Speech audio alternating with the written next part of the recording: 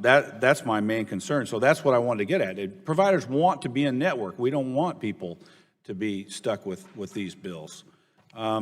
So in Indiana, in the largest group market last year, the largest insurer had 65% of the market share. The next largest had 21%, and the third only 5%.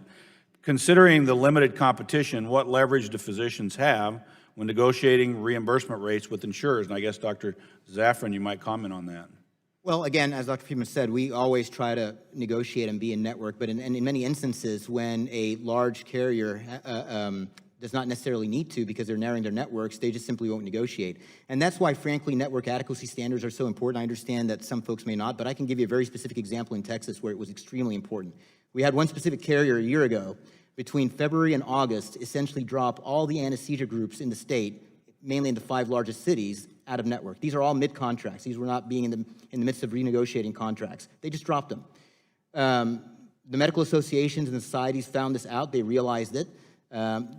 They took it to the Texas Department of Insurance, and based on network adequacy laws, the Texas Department of Insurance brought this carrier in, found out that they were not meeting those standards, put a fine on them of $700,000, and a rule that within 90 days that they have to make sure that they bring back their network into adequacy, and it did. Thank you very much. My time has expired.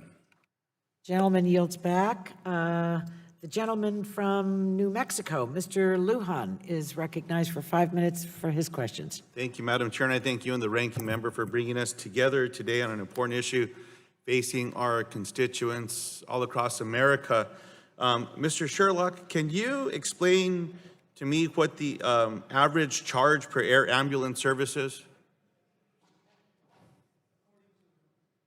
Excuse me. Thank you for the question. According to a study conducted by Accenda in 2017, the median charge for a helicopter air medical transport is $10,199. So can I ask a follow-up there? In your testimony, you described the $10,199 amount as the median cost. Is the median cost and the average charge the same thing? No, they're not. When you So the question that I asked you was, what is the average charge today of an air ambulance? The charges are not, I don't know that there is an average charge. So the charges, when you look at the fact that 70% of our patients are covered by Medicare, Medicaid, or are uninsured, and the fact that Medicare, according to the same study, reimburses at less than 60 cents of those charges, of those costs rather. Medicaid is always less, and the uninsured virtually pay, $350. That cost of uncompensated care is what needs to maintain network adequacy, because... So if I may, Mr. Sherlock, what the study is that you quoted in your report by Accenda in 2017 states that the median cost of providing one helicopter transport is $10,199. What the Government Accountability Office found in 2017 is that the median price charged is $36,400. A study that was conducted in the state of New Mexico showed that in 2015, the average amount charged per flight was $45,000. I think it's an increase of about 300% from 2006 to 2015 in the state of New Mexico alone. I'm just trying to get my hands around why this is costing so much and why so many of my constituents are hit with surprise bills when it comes to air transport across the country. What is it that is it in fact that you agree that the average cost then is $10,199 for an air transport? The median cost. If you look at the fact that... Let me ask the question differently, and I apologize because we don't have so much time. What's the break-even point? The break-even point, depending on the area of the country, is based on the fact that you have Medicare that reimburses at less than 60 cents to the cost of providing the services, Medicaid that reimburses at less than 35 cents on the dollar to the cost of providing the services, and the uninsured. That cost of uncompensated care then raises the cost of transports in order to be able to maintain access to health care for millions of Americans who would not be able to get to a level 1 or level 2 trauma center in an hour or less. So are you unless they're flown. able to give me the cost breakdown, exclude Medicaid, Medicare, what the cost breakdown is for an hour transport for that aircraft? Could I submit that to you and you get that to me? Yes, the transport is also based on the fact that our members, our programs, are ready to respond 24 hours a day, 7 Whatever days it may be, Mr. Sherlock, I just want you to give me that breakdown, because in your testimony, you argue that there's not been a study looking at the breakdown of cost. I just would argue that when the median cost is $10,199, GAO says that the average charge is $36,000. In the state of New Mexico, they say the average charge is almost $46,000. Something's broken. There's something that's terribly off there, but I want to go to someone else. I think we need to rein this in, and the concern that I have in this area is that the Airline Deregulation Act of 1978 preempts states' ability to regulate air ambulance services. We need to do something about this, and I hope the act that we have does. My next question, though, is for Jeanette Thornton. Ms. Thornton, who gets to make decisions about medical necessity? Insurance companies or medical doctors? Who makes that decision? Thanks for the question. It typically is a joint discussion. Shouldn't my medical doctor make the decision about what's medically necessary for me when I'm in a hospital room, as opposed to some insurance company saying, I'm sorry, but your doctor didn't mean to fix your heart. We're not going to cover that cost. They should have only fixed your toe. Sure. We want our members to have really high quality care, and a lot of times things like medical necessity and prior authorization are really getting at safety issues related to opioid prescriptions is a great example of that.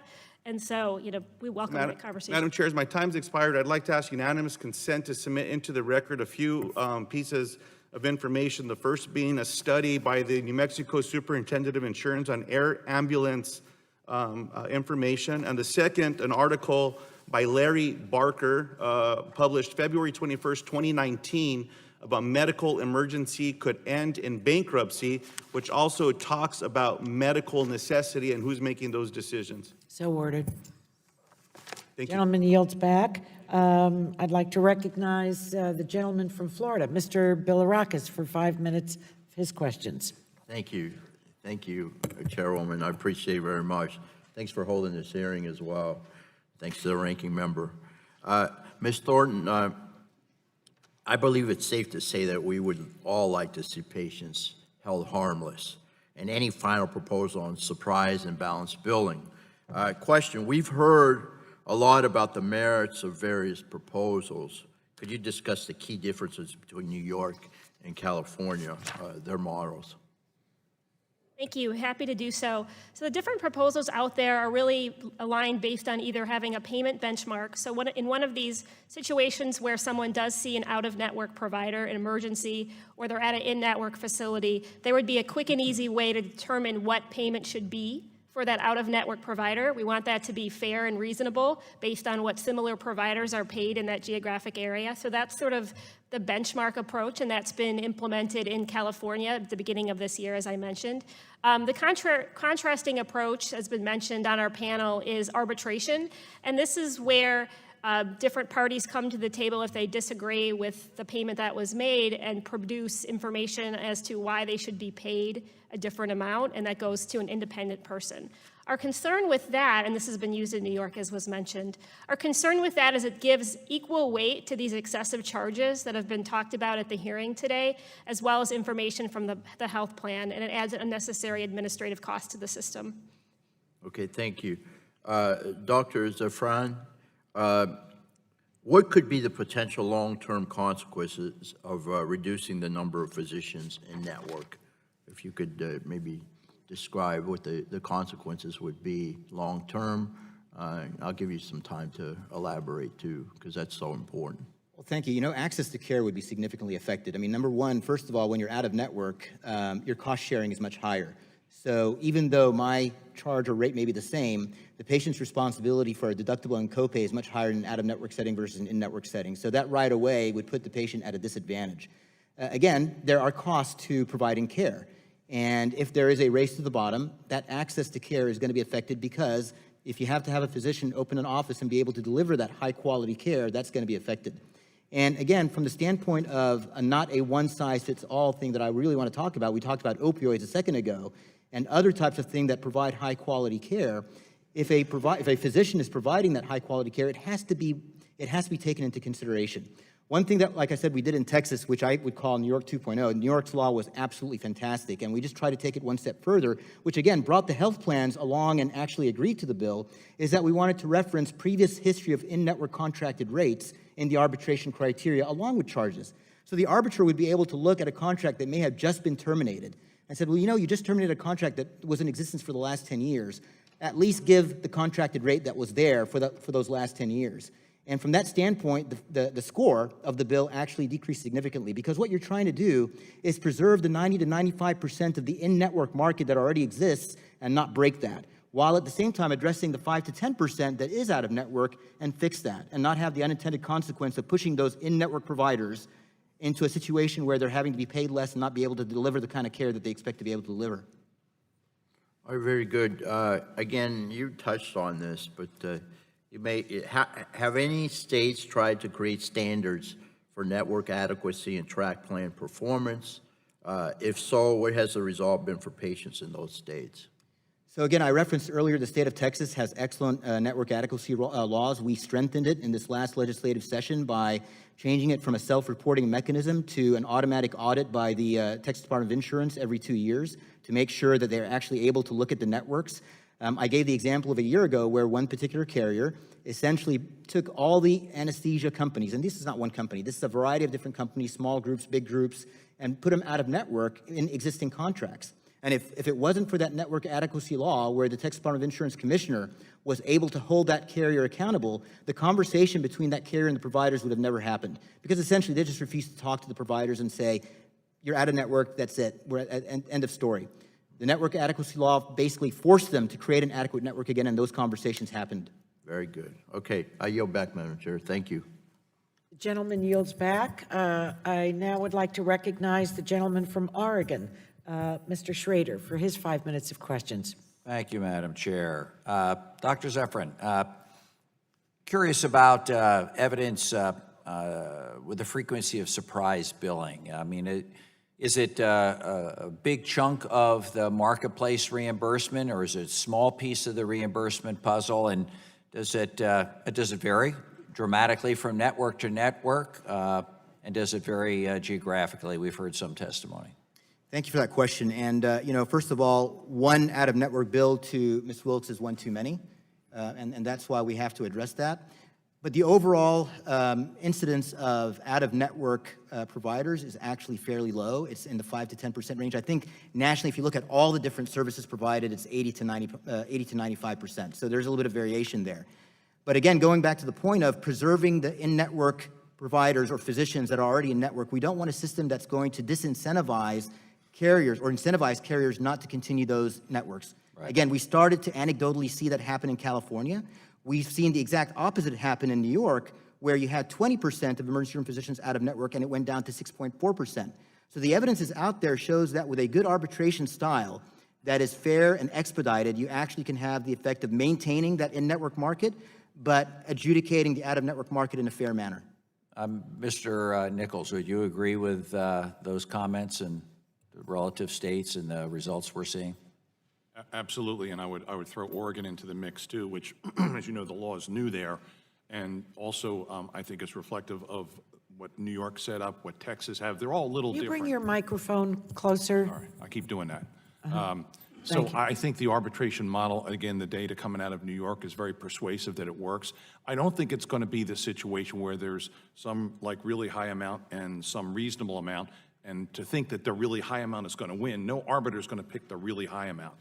The reason we have arbitration in New York that's successful is it brings people toward the middle. A lot of people settle them beforehand anyway.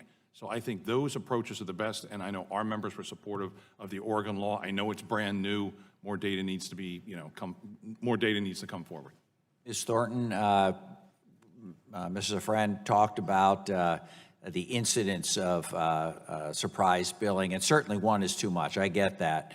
But I want to get a feel from an economic standpoint, what percentage of the insurance industry's healthcare business is resulting in paying these surprise billing.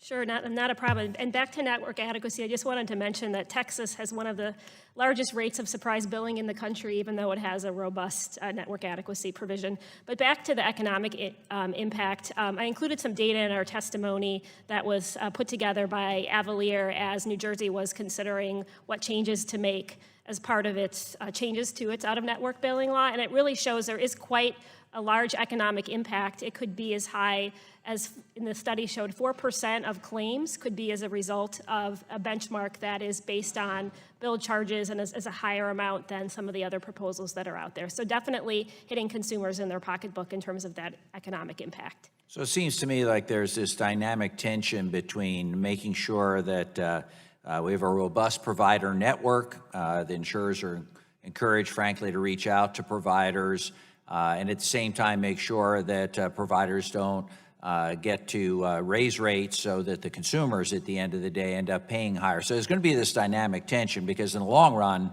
the more robust provider network, in my opinion, market forces will drive those costs down. But we've got to make sure we don't injure the consumer here in the near term.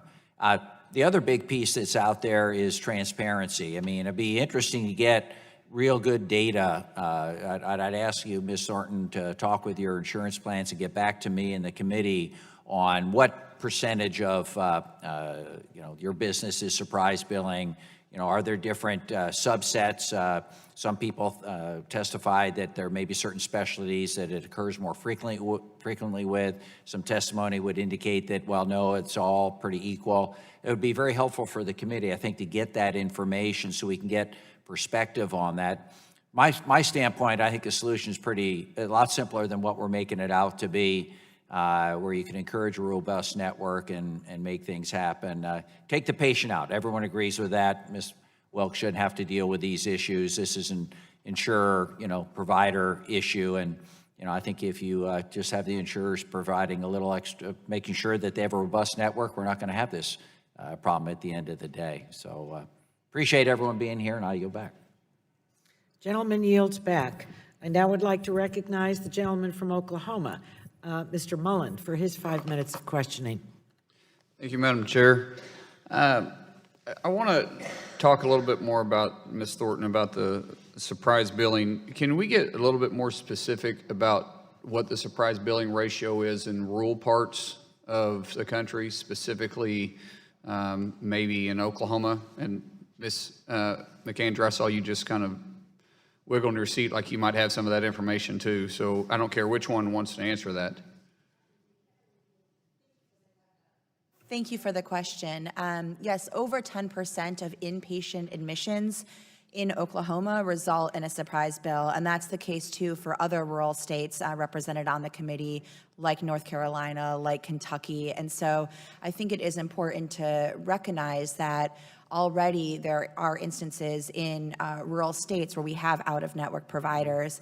And I think, we talked a little bit about how providers want to be in network, but there's not, an equal incidence of surprise bills. What's the biggest issue with this out-of-network? I mean, we've seen this huge increase of out-of-network billing over the last few years. One, what's caused that, and what's the biggest issue on that? Well, I guess what I was going to say is that we've talked about how providers want to be in network, but I think for certain types of providers, people want to be in network, but not as much as they want to get paid. Well, but that's far, what the far point more is. than, People want to be a network only if the provider provides what I'm asking for them to pay me back.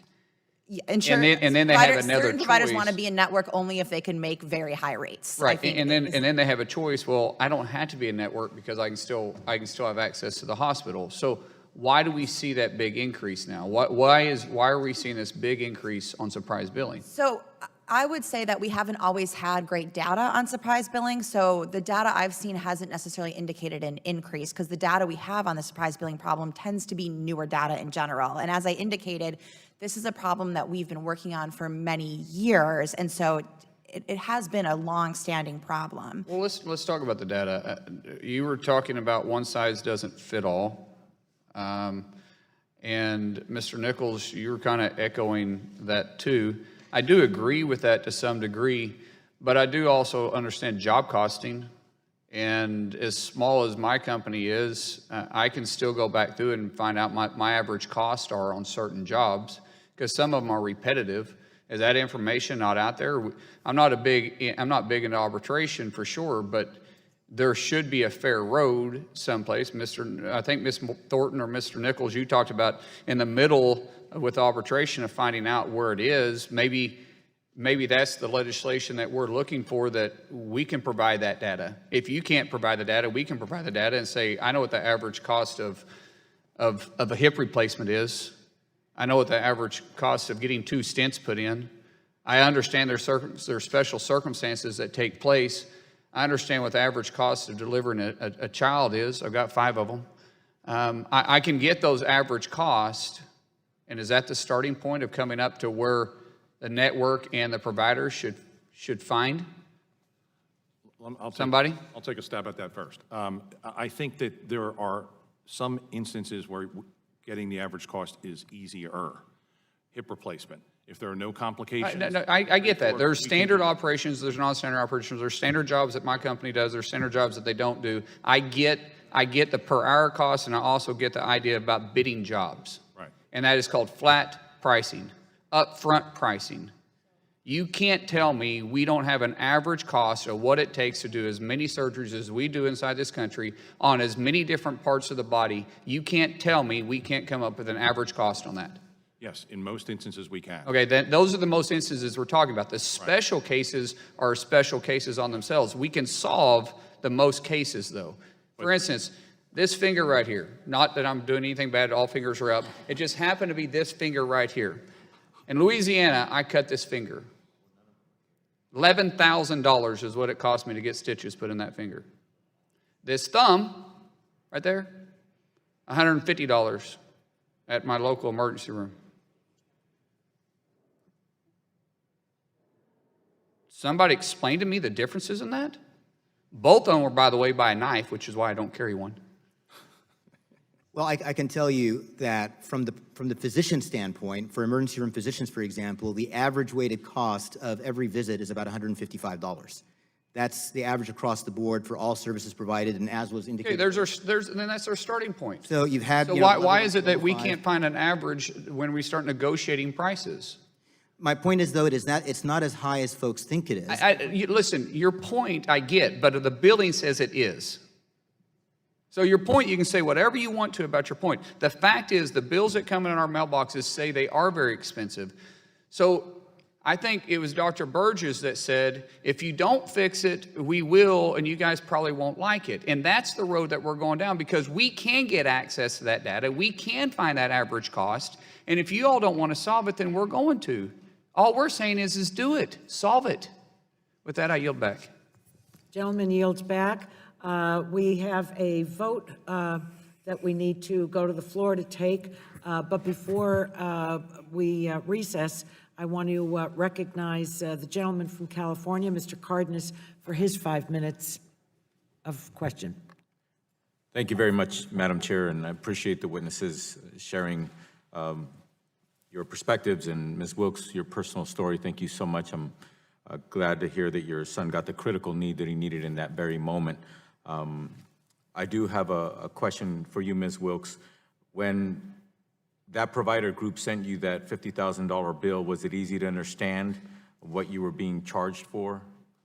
No, as I mentioned earlier, it was just a dollar amount. There was no specifics as to what services were provided.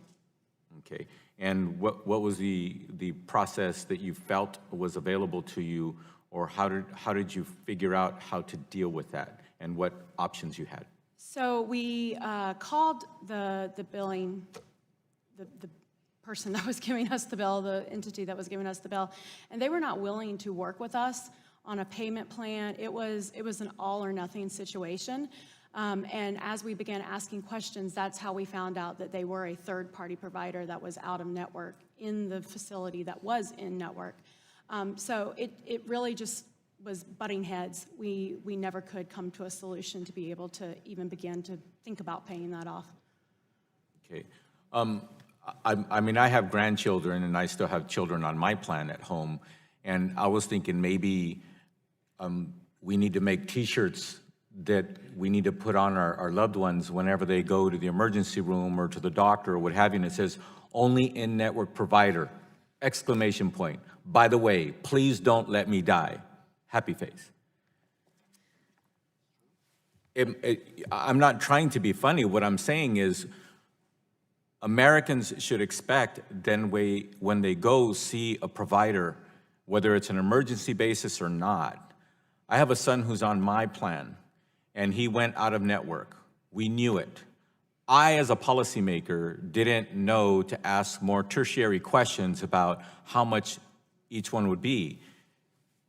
Luckily for me, it was associated, in this case, I think it had to do with associated with a local university that some of my fine colleagues have been to, et cetera. And, you know, it was another $500 here, another $500 there. Thank God there were no more zeros on that. My son had already met the deductible for the year. So that was over and above what my plan had said, okay, you're done with your deductible. Every time you go in plan, then you're gonna be okay, family Cárdenas. What bothers me, and you're hearing my colleagues, Republicans and Democrats, saying we need help to understand what's going on out there in the real world. Otherwise, we're gonna provide a solution, and you're not gonna like it. Legislators collectively aren't necessarily known. Our track record isn't that great of hitting the nail on the head when it comes to fixing big problems, unless we get tremendous help from experts so that we can hopefully narrow it down and actually make good policy solutions. I have a question. My understanding is since the 80s, they may have called it something differently. Since the 80s or so, there have been this surprise billing issue facing American families. This isn't just 5 and 10 years old. Is that correct? I think, Ms. McAndrew, can you shed some light on that? That is correct. Networks, from our perspective, are a necessary function because they have an ability to rein in costs for consumers. But of course, if you have a network, which was part of the managed care revolution that we saw begin in the 80s and increase in the 90s, you can get either in-network care, or you can get out-of-network care. So if you end up inadvertently going to an out-of-network provider, you'll get a surprise bill. And I mentioned that this issue is something that our organization, Families USA, has been working on for over 20 years. We published on it in the early 90s. So this is absolutely not a new problem. Okay, so this has been going on for decades. Absolutely. And has anybody here been at the table before Congress to talk specifically about this issue over the last, 40 or 50 years? Oh, you have. Well, not Dr. 40, Zaafran? 50 years, but since 2009, actually, we've been addressing it in Texas, and it's been a progression. Of course, we addressed it in New York, but So at the state level, but not at the federal level. Correct. Well, there's the greater of 3 standard that the federal level has actually had, and it's been in place since then. It's Since offered when? a certain level of Since roughly when? Decades? It's been at least a decade. Okay, I wouldn't say got it. decades, but Okay. maybe about a decade. Right. Okay. The reason why I want to point that out is because I hope that the dialogue doesn't get mired into, what caused this. It's been going on long enough. We got to figure out how to remedy it. And I think that if we keep clear heads and we are able to focus on the common denominator, to me, the common denominator is the patient. That's the common denominator. And then try to figure out how do systems fulfill their obligation to stay afloat and provide services out there in the communities. I'm sorry, I overstepped my time. Sorry about that, Madam Chair. I It's yield always back. nice to listen to you, Mr. Cardenas. You're wonderful. Gentleman. Reserving the right to object. No. The gentleman yields back. We have a vote on the floor, and I don't know if there will be any subsequent votes to the one that's on the floor. If there aren't, I think that we all have a 20-minute break at least, and I hope we can just, that's what the case will be. So we'll recess now, we'll go to the floor, take our vote, hoping again that it's one to return, but if it's longer, you just have to be flexible, ask you to be flexible. So the subcommittee will recess.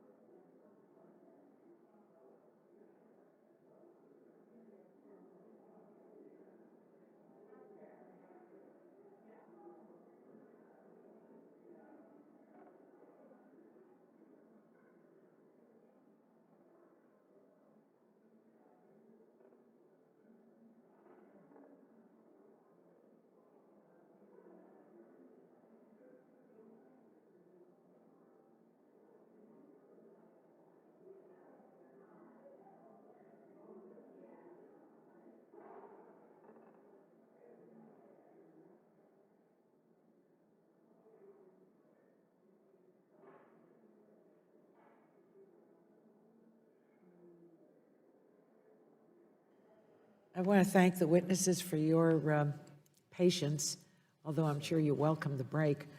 As soon as one member returns from the floor, we'll start back up again. So you can continue your chats. Maybe you'll come up with a consensus at the table while we're waiting for members to return. Wouldn't that be wonderful? Please pass your papers forward. Right.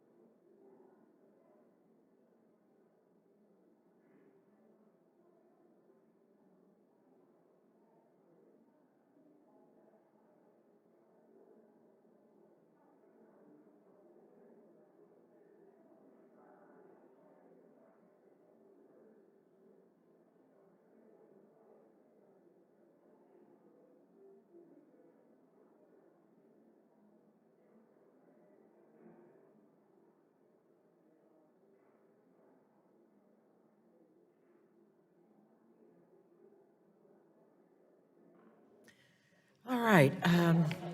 The subcommittee will come back to order. The chair would like to now recognize the gentleman from California, Dr. Ruiz, for his 5 minutes of testimony, and one of our members that has worked very hard to come up with a solution to what we're grappling with on it's so ludicrous that this could ever be called balanced. It's not balanced, it's totally out of whack billing. But I want to attach that compliment to Dr. Ruiz's name, because he's worked very hard since the beginning of this year on the subject matter. You're recognized for 5 minutes of questioning. Thank you, Madam Chair. And the reason why I've worked so hard is because, as a physician, we try to eliminate the pain and suffering and anxiety from our patients. And then you find out that the patients are getting a surprise bill that is adding to the anxiety, which only makes their health worse. It only makes their health worse. In addition to being concerned, as Ms. Wilkes was, about her son, she was also concerned to tears and the anxiety of going bankrupt, or what do you do and how do you cut costs? That's an outrage. It's unconscionable that families are going through what they're going through. And that's the number 1, 2, and 3 reason why I set out to find this solution. We have to close every loophole imaginable so that patients are not stuck in the middle of this dispute, so that patients don't have to decide between, staying in their house, renting an apartment, paying their bills versus paying their medical bills because of a life-threatening situation for their child. We need to keep patients out of the middle. And quite honestly, those state models, even with arbitration, don't do enough. There's always a fine print. There's always a window that a patient has to go through to mail an envelope back or make a call, and if they don't understand, then they're the ones that are not going to have those protections. And I'm concerned with this current bill that there are, like you, Ms. McAndrew, that there are too many loopholes that still allow providers to find a way to say, no, it's your fault, you didn't see the sign, or it's your fault, you didn't make the effort to look at the online list, or it's your fault because you weren't aware that this hospital or these providers were out of network. In fact, asking an emergency department patient or an in-hospital patient if they consent to be seen by the on-call physician if they are out of network doesn't work in the real world. And it takes somebody who cares for patients, who actually has cared for patients, to understand that. Because those patients will most always choose yes, because they're under duress, or because their care will be delayed, or because they will not understand the implications. And if they consent to yes in this bill, then yes, I will be seen by the anesthesiologist because I've been in the hospital too long. Then that allows the physician to balance bill. It's not good for patients. And to expect that a physician who's on call that night, who doesn't deal with their bills or doesn't deal with being in network or out of network, that's a billing department issue, and they got 15 different people, to expect them to then just say, no, let me check right now to see if you're in network or out of network, or if I'm in network or out of network, is not based in reality or in the real world.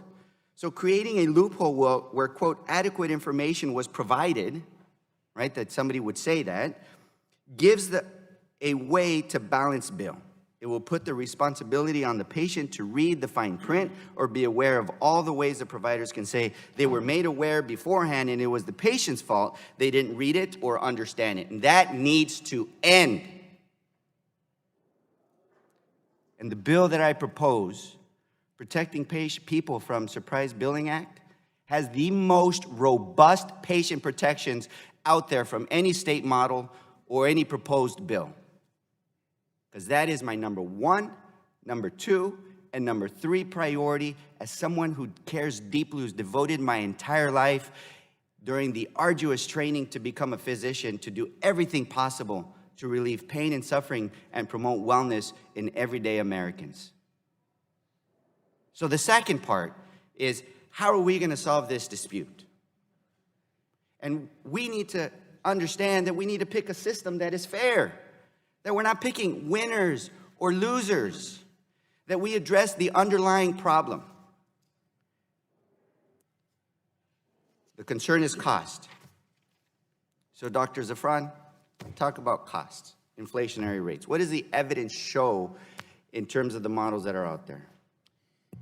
Thank you, Dr. Ruiz, and thank you again for the effort that you put into the bill that's out there. Well, again, if you look at the data that's out there on New York, which has been out there for many, many years, the inflationary cost with that dispute resolution process has simply not been any different than the inflationary cost data in California. I believe the number is somewhere along the lines of 6 to 7%, not 67, 6 to 7%, and it's been the same whether you have a benchmark process So you're in California. saying that there is absolute data showing that an arbitration does not increase inflationary cost?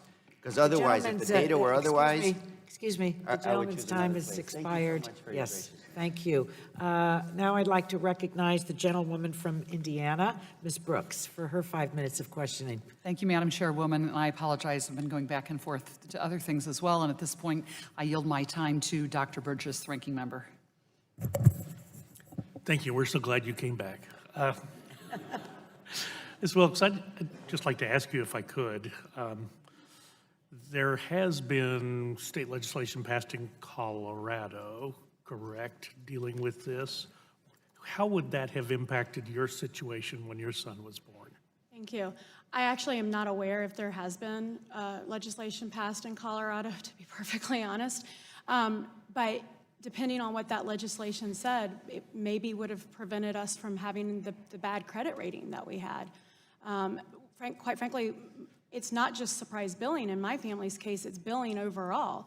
I mean, high-cost dollars. We've gone to arbitration several times to deal with debt to the hospital.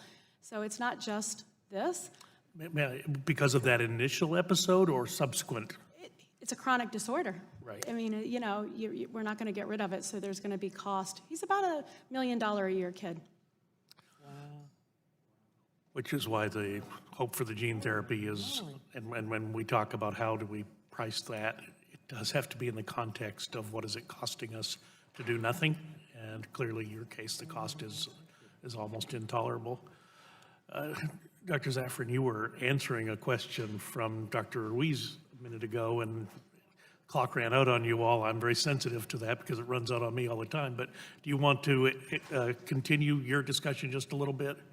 Yes, thank you, Dr. Burgess. No, I was just reiterating that in New York, where they have had a New York arbitration process, a dispute resolution process that is robust and expedited, that there has not been any difference in the inflationary costs as compared to other states. It hasn't increased, it hasn't been any different than it has been before, and it has resulted in a decrease in the out-of-network providers. Mr. Gelfand, you kind of indicated that that was not an acceptable solution from your perspective. Well, that data that now Dr. Zaafran has shared with us, is that good news from your perspective, or news that doesn't necessarily move the needle one way or the other? Dr. Burgess, many of the comments that you've heard today are without context of what the markets looked like before these state proposals were brought forward, so specifically in Texas and New York. The question is, could things have possibly gotten any worse? When we look at arbitration models, we know that outside counsel charges us $500 an hour on a good day. We know that the filing fees for many of these arbitration groups are $1,500 per party per claim, right? So we beg you, spend healthcare dollars on healthcare, not on attorneys. Can I just ask you about that? Now, I've been told from my counterparts in the State House that the fact that arbitration is available means the parties move to an agreement prior to getting to that arbitration phase. Just the fact that it's out there means that they are going to talk. Is that something that you've seen? Dr. Burgess, we would defer to the Congressional Budget Office that has looked at several proposals and said that if you change to an arbitration model, it increases costs by $5 billion. That money will be paid by patients. Yeah, Congressional Budget Office is always high on my list of my favorite people. But Dr. Zaafran, can you comment on that? And Dr. Frieden, I'd like you to comment as well. Dr. Burgess, the cost of arbitration in New York is $300 per arbitration, and it's split evenly between the insurer and the physician. So, and it's a 2-week process that is all entered electronically and it's adjudicated right away. So this cost of arbitration being excessive, again, the data in New York and the way it's going to be in Texas, it's a very low cost. It's split between the insurer and the provider with very specific guardrails. And again, in Texas, what we did is we referenced the previous contracted rates, which is basically saying that you don't have to have just charges out there. There's a teleconference that happens before arbitration that allows for both sides to sit down at the table and try to come up with a fair payment that they both agree on. If they don't, that final offer is what goes to arbitration. That final offer could be your previous contracted rate before the insurance company dropped you out of a contract. And so that allowed in Texas the fiscal note, the score, to come down significantly. I see. And Dr. Frieden, you have a thought on that? Yeah, I just want to point out that in New York, in 7 million emergency department visits in the year, 849 cases went to this dispute resolution process, which is about 0.1%. So the process in New York, at least, has worked in that the parties are resolving their dispute before they even utilize the dispute resolution process. Thank you. Thank you, Madam. The gentleman yields back. Now I'd like to recognize the gentleman from Vermont, Mr. Welch, for his 5 minutes. Thank you, Madam Chair.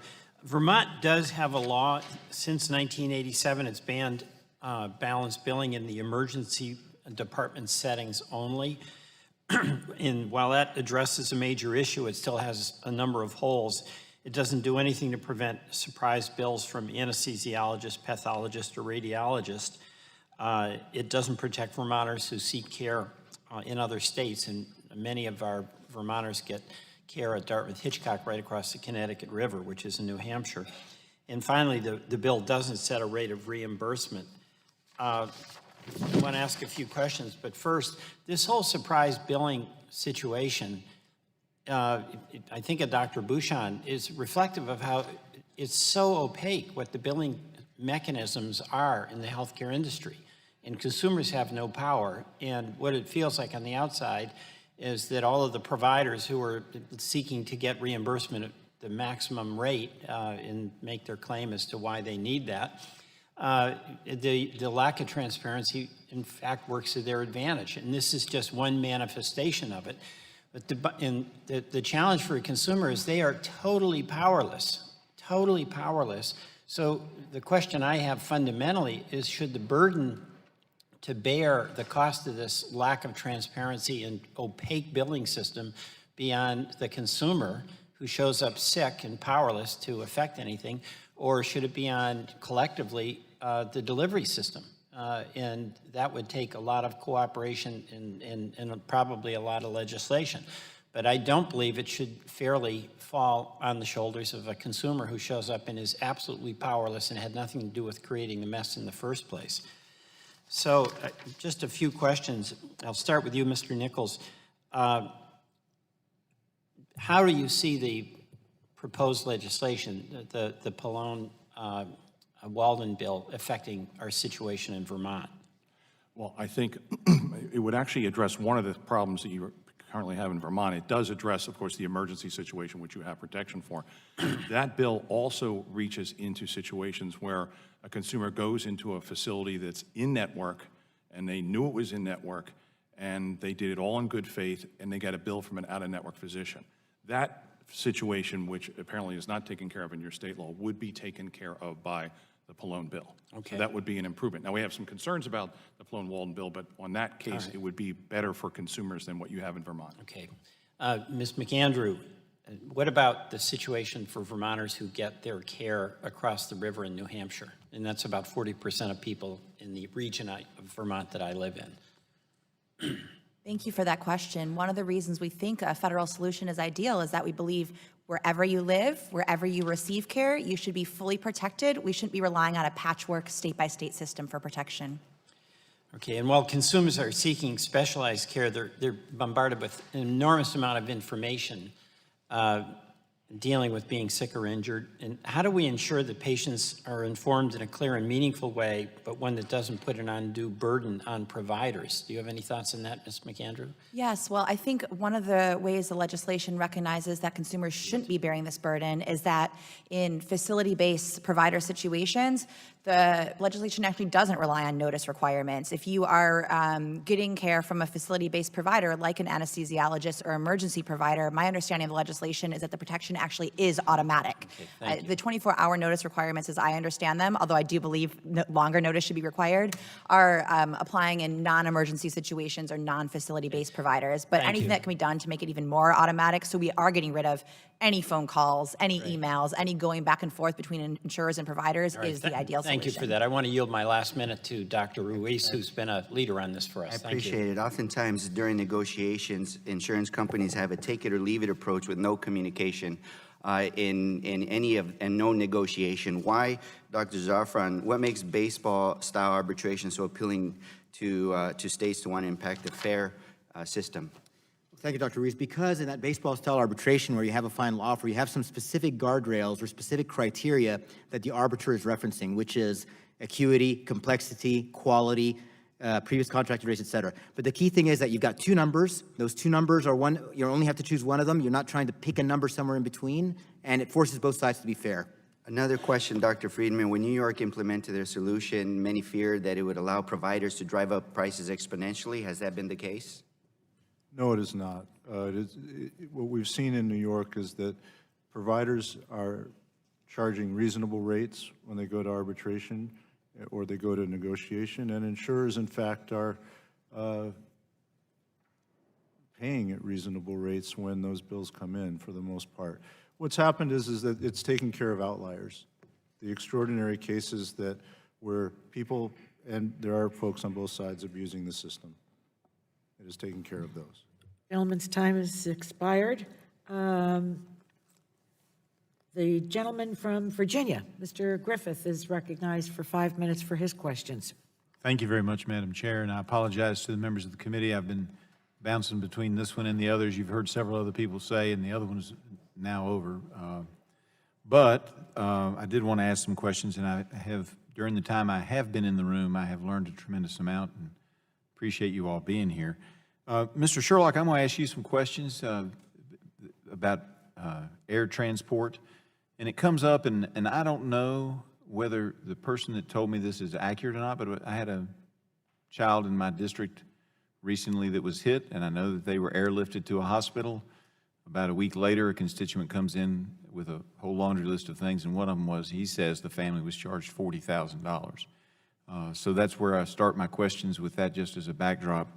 But you opened your written testimony by referencing the Association of Air Medical Services support for the Air Ambulance Patient Billing Advisory Committee in the 2018 FAA reauthorization. Now, we don't have jurisdiction over that, but that means that a lot of our members of this committee may be less familiar with how that consensus language became law. Can you share with us the background of what led to the establishment of the advisory committee? And while you're at it, also tell us, has it actually been established? Because sometimes we put it in law and it doesn't happen. And have they started meeting? Thank you for the questions. First, the Air Ambulance Patient Advisory Committee was put into effect because currently the Department of Transportation has a Consumer Protection Division that has the ability to investigate and look at how charges were determined and hold patients harmless. We agree with Ms. Wilkes that the medical needs of a patient should be first, and no patient should be in the middle of a discussion between payers and providers.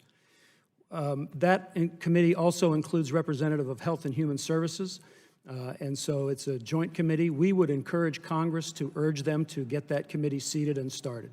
They have a requirement to investigate and recommend solutions to hold patients harmless, as well as to look at the economics of the air ambulance industry, and we think Congress would be well served by that. We also don't believe that, our industry doesn't believe that any patient should be caught in the middle. We've supported federal legislation that would increase 100% transparency of the industry by mandating 100% industry reporting of comprehensive cost data that would then be turned over to the Centers for Medicare and Medicaid, which would then be used and analyzed to actually rebase the Medicare rates for air ambulances at the cost of providing the services. That Medicare gap is the single largest driver in raising costs in the air ambulance industry and in balanced bills.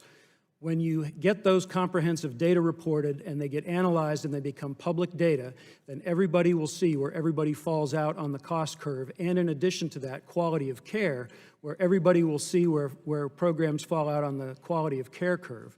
So when those become public data, that will increase both the transparency and the accountability of the industry, and we support that legislation that was introduced and sponsored by Mr. Ruiz and Mr. Johnson, and actually co-sponsored by Chairwoman Eshoo in the previous Congress. And my understanding is currently the Medicare and Medicaid reimbursement is somewhere between $3,000 and $6,000, but the average for somebody that's paying without that coverage is about $26,000. Is that accurate? The median cost of a helicopter air transport is $10,199, according to a study conducted in 2017. If you look at the cost of uncompensated care, because Medicare pays less than 60 cents on the dollar of that $10,199, about $5,998, Medicaid pays significantly less than that, less than $3,500 on average, and the uninsured pay about $350. Those three groups make up 70% of air medical transports. So when you take that cost of uncompensated care and you add it to the median cost of $10,200, that's the average charge of $36,000 that the representative from New Mexico referenced earlier. When those kinds of situations happen, no one in our industry wants to see a patient or their family placed in jeopardy because they've just had a health emergency. Our members will sit down with each individual and their families and work out a solution tailored for them. And a comment that was made earlier today about a snake bite victim that was transported across state lines, in fact, that was resolved, and that patient and their family received no balance bill in that, because our programs will work with each patient to develop a solution tailored for them. All right, I appreciate it, and I yield back. Gentleman yields back. Now would like to recognize the gentlewoman from Delaware, Ms. Blunt Rochester, for Thank 5 you. minutes of questioning. Thank you, Madam Chairwoman. And I think you coined a new term, shock billing. I wrote that one down. I want to also thank the witnesses, especially for your flexibility and your patience with all that many of us have been through today. But thank you for your time. Investigative reporting by journalists like Sarah Cliff for Vox and Kaiser Health News and NPR's Bill of the Month series have really shed a light on how patients, often at their sickest and most vulnerable, get stuck in the middle of payment disputes between providers and insurers. We've heard countless times today that patients shouldn't serve as an intermediary between these two entities. Holding the patients harmless should be the crux of any legislative solution that Congress puts forward. And I was really encouraged today by the discussion, the fact that there seems to be bipartisan and across the panel support that something needs to be done, and it needs to be done now. And this No Surprises Act also maintains that standard. In a May 2018 article by Sarah Cliff, a 34-year-old man received a surprise $7,924 medical bill from an emergency oral procedure after a violent attack the night before. Cliff noted that this bill was a case she saw regularly, patients who had large medical bills because they went to an in-network hospital but were seen by out-of-network doctors. The good news is that the entire bill was reversed. The bad news is that it was after the news article. So, Ms. McAndrews, I'm sure I know the answer to this question, but should patients have to rely on news coverage of their surprise medical bill in order for them to negotiate a lower bill? Thank you very much for that question. And of course, the answer is absolutely not. And we indicated in our testimony that this problem has been going on for a very long time. But unfortunately, before consumers had advocates like reporters or their members of Congress to reach out to, a lot of consumers don't know to take that recourse or are too sick to take that line of recourse and are sometimes paying these bills, going into bankruptcy, going into debt. And so there should be policy in place that automatically protects consumers so they don't have to take these great lengths to get protection. Thank you. I've also heard stories from emergency care physicians in my state where patients delay their care because of their concerns about surprise medical bills. Ms. McAdams or Ms. McAndrews or any other member of the panel, have you seen this where people are afraid to get care because they're afraid that they might receive a shock bill? I would like to respond to that because it just happened within the last couple of months for my family. Thomas fell at school and broke his arm. And I legitimately did not know where to go. I didn't know whether to go to the urgent care or to the ER. So ultimately, we went to urgent care, got an x-ray. Sure enough, the arm was broken and ended up in the ER because of his chronic illness. That delayed his care. He was in pain for a number of hours while we were making that transfer. Thank you. I want to transition to the question of transparency. Even when patients are diligent about making sure that they're receiving in-network care, they can still end up with a surprise medical bill. Often this is because they're unable to ultimately know if every physician involved in their episode of care is in-network. And I'm going to direct this to Dr. Zaafran. How can we increase transparency for consumers and make sure that they're able to easily find out what providers are in-network? Thank you. So the short answer to that is that the insurance industry has to have directories that are updated in a real-time fashion. Again, there is no such thing as an out-of-network provider. There is a provider who may happen to be out-of-network with that specific product. So the only one who knows what that product is, of course, the patient and the insurance carrier, and they're the only ones who really have the information as to whether they're in-network or out-of-network. I just want to close by saying I commend the committee and everybody who are involved with this. I recall when my husband passed away unexpectedly to receive bills, not when I was living in Delaware. You're already going through a tough time, and then to be surprised with these kind of unexpected costs are unacceptable. And I'm glad to see in this committee that we are looking at this, we're taking leadership, and that there is a sense of urgency because people are counting on us. Thank you, and I yield back. Gentlewoman yields back. I now would like to recognize the gentleman from Georgia, Mr. Carter. Thank you, Madam Chair, and thank all of you for being here. I know it's it's been a long day, so you're almost home. Just hang in there. You know, this is a very complex issue. We all understand that, but it's a very important issue. And Ms. Wilkes, I want to thank you for being here today and for your testimony. It's certainly compelling and certainly something we have to work with. Full disclosure, currently I'm the only pharmacist serving in Congress, and I have experienced the wrath, if you will, of the insurance companies. At the same time, I understand where they're coming from, too. And that's what makes it such a complex issue. One of the things that we deal with, and Dr. Zaafran and Dr. Friedman, I'll tell you that we all use the old adage that misery loves company. I'm in misery with you, so, you know, it's tough. I deal with PBMs. And, oh, by the way, what we have in common with PBMs is that they're owned by the insurance companies. So, nevertheless, one of the things that we have in pharmacy, though, is, you know, we have any willing provider. And that is if we're, you know, quite often we're shut out. Patients don't have a choice. If they come to me and I'm at a network or I'm not a member of that network, they can't get the prescription filled under their insurance. They'd have to pay for it out of pocket. But some states have laws that say if you're willing to accept what the insurance company is willing to pay, then you can participate. Well, the insurance companies don't want to do that because then they can't go out and build networks, is what they're telling me, because if anybody's going to accept it, then the companies, the pharmacies that are agreeing to be in that network and bidding to be in that network aren't going to get the volume that they are anticipating. It seems to me like this is just the opposite of what the economics are on why you would not want to be a part of that. Can you help me out, Dr. Zaafran, as far as the economics of how that works when you have the insurance company pay and you add a network like that? So what I would first say is, again, in our organization, Physicians for Fair Coverage, 90 to 95% of us are in network. We want to be in network. We strive to be in network. We negotiate with insurance companies to be in network. In many instances, the times we're out of network is when it's a patient coming from another state. Or in some instances, we're in network with everybody, but there may be one specific plan or one provider or one carrier that is not really negotiating with us in good faith. Typically, most of them are, and we're in network with all of them. It is in our interest to be in network.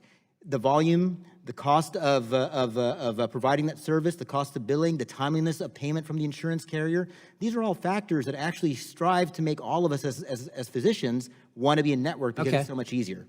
Okay, well, let me ask you, Dr. Friedman, and by the way, yours is somewhat of an unusual circumstance. Yours is kind of an outlier, if you will, because as you say, you're in Orlando and you got a lot of people coming, but even more so, why we should be addressing it. Can you speak to the economics of it? Well, I think for all emergency providers, whether you work in Orlando where I work or anywhere else in the country, we want, as Dr. Zaafran has mentioned and I have as well, we want to be a network.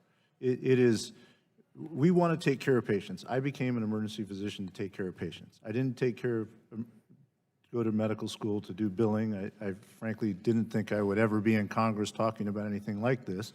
We want to take care of the patients, and we would like the back end, the business side, to take care of it as well. In emergency medicine, we have a unique circumstance in that I can't tell the patient what the cost is going to be. I don't even know if they have insurance when I take care of them. So everything happens afterwards.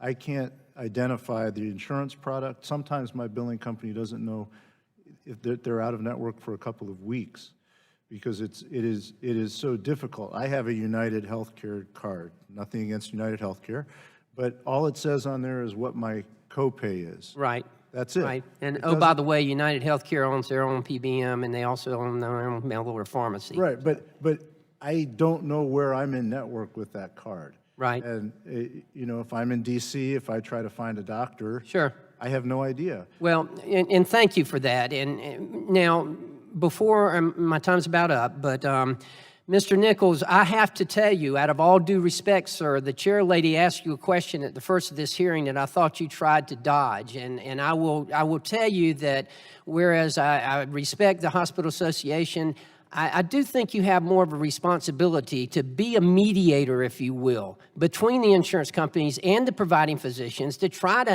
help them to avoid the surprise billing that we're seeing. So I think that is a responsibility that I hope that you will that y'all take seriously, and I hope that we can count on you to do just that. Definitely, I know that time's expired, but I would totally agree with that. We do our best to work with the insurers and the physicians. Well, as I say, I thought you avoided her question, but nevertheless. I could try And the to get it last thing right is, one thing about the Pallone bill that I do like is that they would let states decide, because we do know that there are states where it's working, what they're trying to do. I hear New York is working with arbitration, and I hope that we don't precede that with any legislation that we pass, and I yield back. We thank the gentleman, and he yields back. I just would like to add something to Mr. Nichols. This business of antitrust and what the Hospital Association keeps referring to it, I think that when you answer members' written questions, that you take another look at this. I don't understand how antitrust can be thrown around in this, but maybe it's because I don't know enough about it. I'd be glad to answer We have, thank you. I'd be glad to answer that. Thank you. Sarbanes still here? No? He left? No one else? We let Mr. Nichols speak to that. Are you willing to speak to that now, the antitrust issue?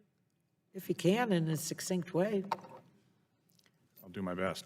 The antitrust concerns we raised goes along with so-called network matching, where requirements, which is not in the Pallone-Walden bill, but I wanted to mention it because it's in other bills, where there's an attempt to put a requirement on hospitals to make the doctors be in network with them, with us. And we believe that that would raise, I think, a physician who would be forced to adhere to a third-party contract could very easily come after us on antitrust grounds. We're more than willing to work with them to I don't get that. I mean, I chaired a hospital board of directors. We had, it was our own county hospital. It was a public hospital. We had docs from the community that worked there, and the contract that we had was for the ER and those docs. And so I don't know what you mean by you can't do this, you can't do that. You already have all these different groups that you contract with. Right. I mean, the out-of-network starts when they're in your network. If we employ the docs, then that's not a problem. There's no antitrust concern of any kind. The concern is, and again— What's the difference between employ and contract? Well, if it's contracted, then if they work for us, one of the things we do is if we're in a network, you're in a network. That's required. The issue is we can persuade, we can try to work with the physicians to get them to do what I just described, but the issue that concerns us is what if we try to— When was the last time you tried real hard and it failed? Say that again, I'm sorry. When was the last time you tried real hard and it failed? I could get you examples of people, my members, who have tried to do that. And again, my view is, our view is— And then was there the threat of antitrust as a result of trying to work it out? There have been, I can give you examples where there has been threatened litigation if you tried to do that. I can also give you examples of where it worked, where we were able to persuade the doctors. All right, well, I'm going to have several questions for you. I appreciate it. And now I'd like to recognize the gentleman from Maryland, Mr. Sarbanes, for his 5 minutes of questioning. Thank you very much, Madam Chair. Thank you all for being here much of the day. Your perspectives, obviously, on this issue are very valuable. You've got a lot of expertise you brought to bear with respect to this issue of surprise billing, and it's incredible, I guess, but not totally surprising that it's affecting as many as 1 in 7 patients in America. We all hear stories from family members and friends of this kind of gotcha moment that they face. And the thing is, even when patients are trying to anticipate this situation and do their homework to make sure they're getting the services in network and so forth, they can still get caught short and be surprised with the medical bills. And you know, these can total tens of thousands of dollars. I mean, it can wipe somebody out. Again, even though they're taking every precaution that they can manage to do. And as we heard from Ms. Wilkes, the impact of those bills, the examples of how devastating it can be to patients and their families is very sobering. I'm glad we're here talking about different kinds of responses to this problem and solutions. I'm sort of attracted to the No Surprises Act right now because I think it achieves that balance in a way that works best for patients, which is the perspective I'm bringing to bear for the most part here. And it would take them out of the middle of these out-of-network payment processes, set that benchmark rate for out-of-network payments, as you know, to resolve payment disputes between providers and insurers.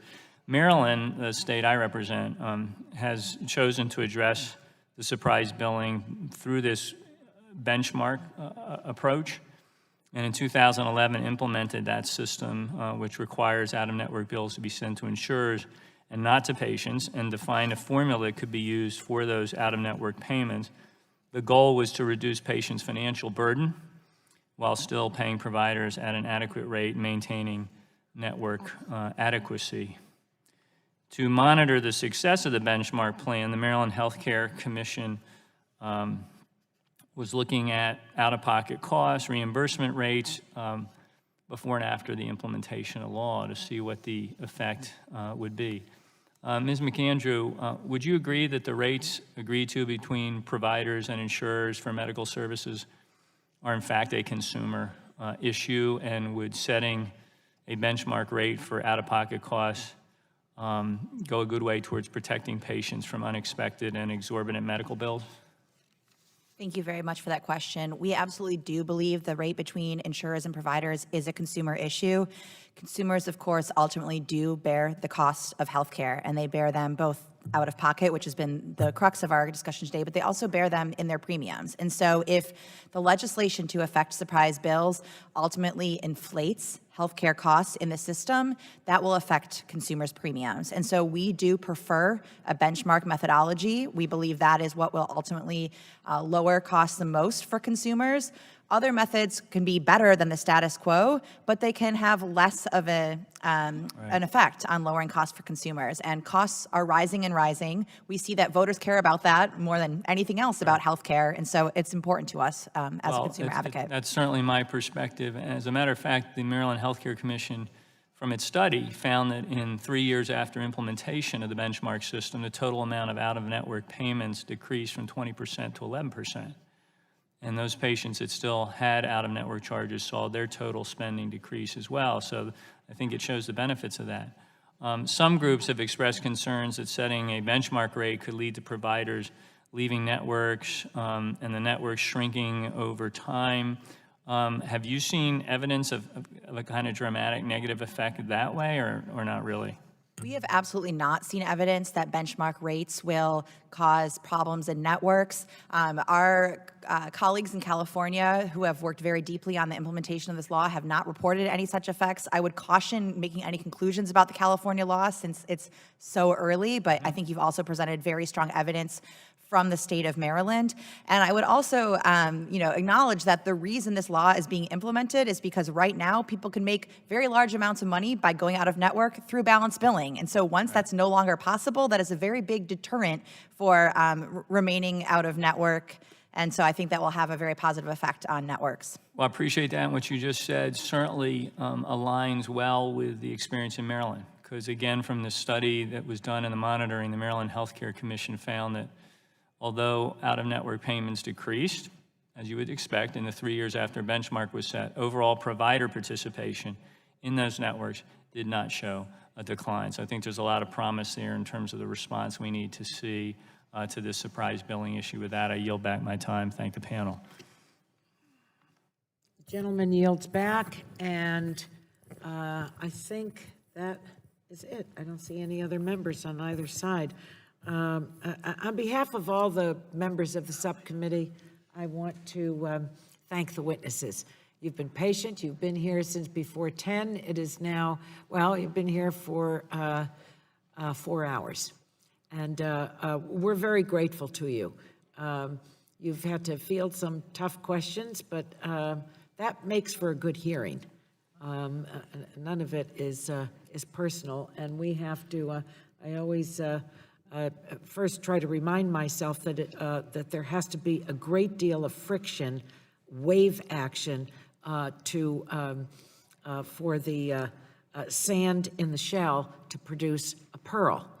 Now, the pearl we're looking for is good, solid legislation for consumers in the country. So that friction in terms of tough questions and testing each case the best we know how, the best we can, is to benefit the American people. So we all thank you. I want to remind members, whoever's left in the room, that pursuant to committee rules, they have 10 business days to submit additional questions for the record, to be answered by the witnesses who have appeared, and I ask each witness to respond promptly. We need that in terms of our considerations here to any such questions that you may receive. So I don't think any of you are going to purposefully drag your feet, but I think it's worth underscoring that we would like a timely response. Now, I'd like to ask unanimous consent to enter into the record the following.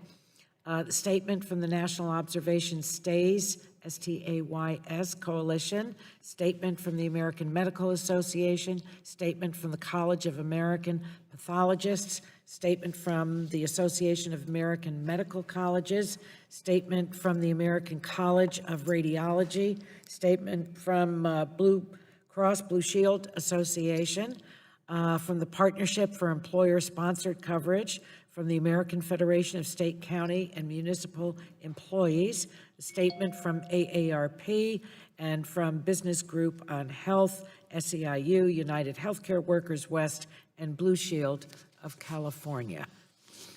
So I ask unanimous consent to enter this into the record. I hear no objections. And at this time, with all of our thanks, the subcommittee is adjourned. Thank you, Doctor.